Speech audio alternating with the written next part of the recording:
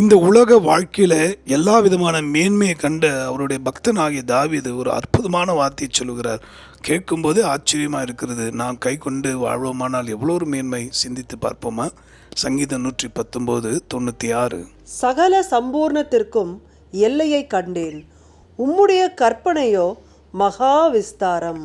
உம்முடைய வசனங்கள், உம்முடைய வார்த்தைகள் இப்படி தான் வாழணும் என்கிற அந்த ஒழுங்கு நீங்கள் தந்திருக்கிறீங்க கடவுளே.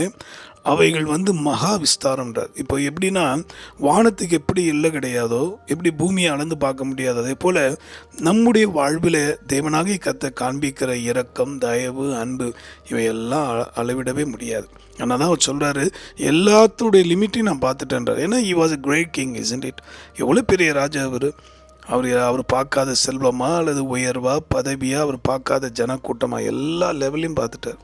ஆனால் உங்களுடைய வேதத்தின் ஆழங்கள், மகத்துவங்கள் மகா விஸ்தாரமானதுன்னு சொல்லி மகிழ்ந்து களி கூறுகிறார். எப்படிப்பட்ட ஒரு ஆசீர்வாதம் அவர் கிடைத்தது பாருங்கள். இன்றைக்கு இந்த காட்ஸ் வாய்ஸின் நோக்கம் அதுதான்.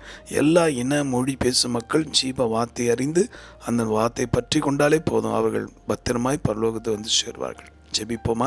அன்புள்ள ஆண்டவரே, மகா விஸ்தாரமான நம்முடைய வார்த்தைகளை கை கொண்டு நடக்க நம்முடைய பிள்ளைகளுக்கு அருள் தாரும். ஒவ்வொருடைய மனக்கங்கள் திறக்க வேண்டுமா ஜெபிக்கிறேன்.